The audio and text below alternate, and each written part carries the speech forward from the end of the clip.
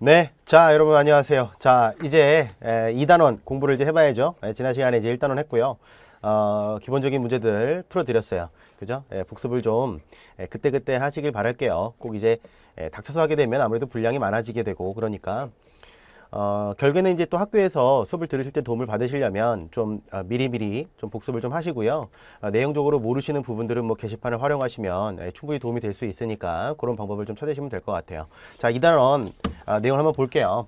자, 2단원 내용은 뭐냐면 원자, 분자, 뭐 이온 이런 거에 대해서 얘기할 건데 사실은 여기에 요거 있죠, 요거. 아이고 이게 아니고 주기율표. 주기율표에 대한 게 상당히 중요해요. 상당히 중요하고 화합물의 명명법에 대한 얘기는 아마도 이제 학교에서 교수님이 수업을 하실 때 뭐 몇 가지 낼 거다 아니면 뭐 이런 것도 알아둬야 된다라고 하시면 그 정도를 익히시면 되고 사실은 이제 어떤 공인적인 시험을 보거나 하게 되면 화합물의 명명법이 나타날 수는 있지만 일반학 수준에서 다루는 물질들은 잘 안 나와요. 안 나오고 일반학에서 다룰 수 있는 화합물의 명명은 보통은 나중에 우리가 전이금속을 배우고 그 다음이 이제 착이온 또는 이제 착화합물 이런 것들을 배우거든요. 이때 이제 이놈들의 이름을 부르는 게 약간은 좀 독특해요. 그래서 이제 이런 부분이 나올 수 있는 거고요. 아니면 유기화학을 공부하시면 이제 유기화학에 대한 명명법들은 이제 중요하게 다뤄져 되겠지만 일반학적인 수준에서는 이렇게 명명법 자체가 엄청나게 중요하다 보기는 어려워요. 그런데 이런 거거든요. 물질 대상, 그러니까 우리가 화학을 공부하고 있는데 물질의 이름을 못 붙이고서 공부를 한다는 게 좀 논리적으로 좀 맞지가 않아요. 그래서 기본적으로 화학식을 약간 학생들 중에 그런 경우가 많더라고요. 화학식을 주게 되면 다 아는데 이름을 주면 뭔지 모르는 경우들이 있거든요. 그런 것들은 좀 방지하자 뭐 이런 의미고요. 이 주기율표에서 다루는 내용은 사실은 이거 말고 이제 저쪽 뒤에 가면은 이제 주기율표와 관련해서 뭐 전자 배치라든지 여러 가지 뭐 이온화 에너지, 뭐 주기성 이런 것들을 나중에 할 거예요. 여기서 다루는 주기율표는 그냥 주기율표가 이런 게 있습니다 하고요. 아주 대표적인 그러한 그룹들이 있어요. 족이 있는데 이제 그런 부분들을 간단하게 이제 살펴볼 거고요.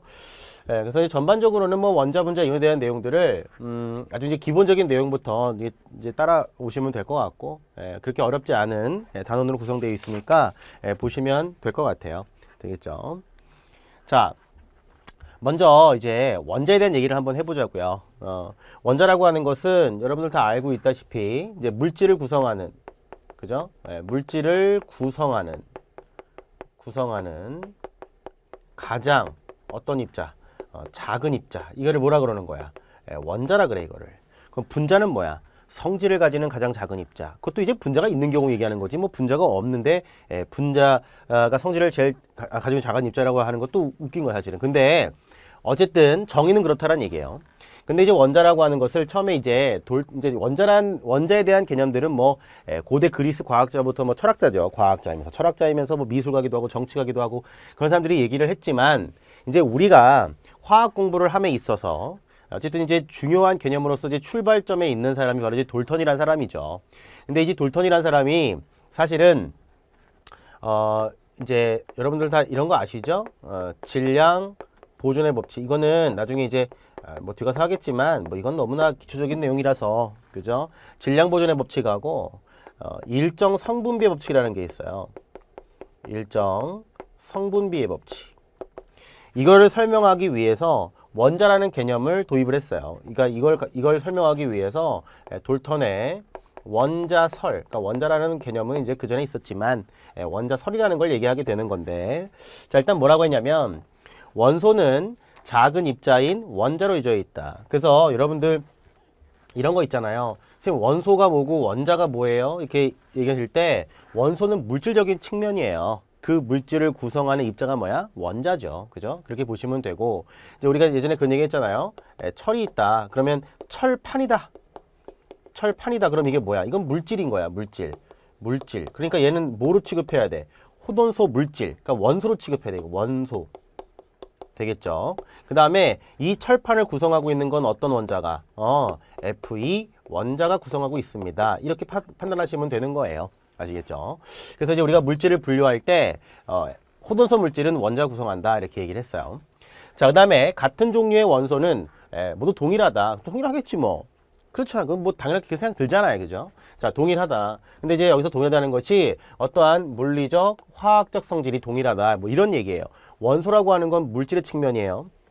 아시겠죠? 산소 기체라고 그러면 O2야, O2. 그런데 사실은 우리가 이제 지금 그렇게 부르지만 돌톤의 원자설이라고 하는 것은 이제 이런 거예요. 이제 여기서 원소라고 하는 건 사실 좀 개념적으로는 그냥 원자, 입자, 알갱이 하나 이 정도로 생각하셔도 돼요. 큰 의미는 이제 우리가 말할 때 원소, 원자는 좀 다른 개념이지만 여기서 말하는 원자설은 기본적으로 이제 원자 관점에서 얘기를 하는 거니까 그렇게 보시면 되고요. 이런 거예요. 같은 원자는 질량이 같아요. 질량이 같다. 그 다음에 뭐 물리적 특성 뭐 이런 것들 있죠. 뭐 밀도라든지 뭐 이런 것들. 그 다음에 화학적 성질, 화학적 특성 이런 건 뭐야? 반응성이야. 화학적 특성 이런 건 뭐라고요? 반응성이다. 이런 것들이 다 같습니다. 이런 얘기예요. 같습니다. 되겠죠? 자, 화합물은 다른 종류의 원소가 일정한 비율로 화학 결합을 해서 형성된다. 여러분들 이제 대표적으로 우리가 물 그러면 어떤 거야?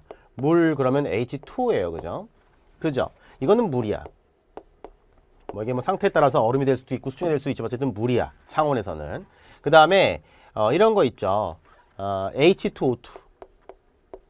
이런 거 뭐라 그래? 이런 거는 과, 산, 화, 수소다 이렇게 부르거든요. 그러니까 이 물질은 이 물질은 다른 거야. 그지?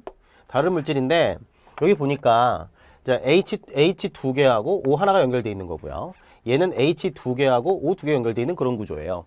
그죠? 당연히 다른 물질이다. 여기서 말하는 이제 일정 비율이라고 하는 것은 이제 질량비예요. 사실은 여기 일정한 비율이라고 하는 것이 뭐냐면 뭐다? 질량비다.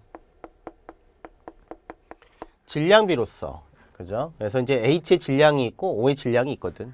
H 질량이 있고 O의 질량이 있거든. 결합할 때 H 질량 몇 대 산소의 질량 몇으로 결합하니 이런 얘기거든요. 그래서 일정한 질량비로 결합을 해야 된다. 그래야지만 어떠한 화합물이 특정한 화합물이 얻어진다 이런 얘기거든요. 그걸 우리가 일정 성분비 법칙이라고 하는 거예요. 그 다음에 여기 보면 화학 반응에서 원자는 새롭게 만들어지거나 없어지지 않으며 원자의 재배열만 있습니다. 이렇게 얘기했어요. 그죠? 원자의 재배열 이런 게 이제 화학 변화였잖아요. 이런 것들이 이제 질량 보존의 법칙이에요. 원자의 종류와 개수는 변화가 없지만 어떤 결합의 형태가 이제 바뀔 수 있다 이런 얘기죠. 자, 그래서 이렇게 얘기했고요. 돌턴이라는 사람이 이렇게 얘기했어. 원자라고 하는 놈은 속이 꽉 찬 당구공처럼 생겼다 그랬어요. 더 이상 쪼개지지 않다 그랬어. 쪼개지지 않아요? 여러분 다 쪼개지죠? 뭐 여러분들 다 아시잖아요. 그죠? 뭐가 있어? 뭐 원자 핵도 있고 그죠? 원자 핵은 전자도 있고 그죠? 원자 핵은 또 뭐야? 뭐 양성자 중에 딱 있잖아. 그지?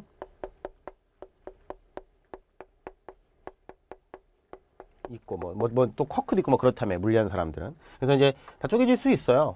쪼개질 수 있는데 이런 걸 얘기를 해봐야 돌턴의 원자설에는 별 의미가 없어. 왜냐면 제가 이렇게 물어봤어요 학생들한테. 그럼 돌턴 원자설 왜 배워? 틀렸는데.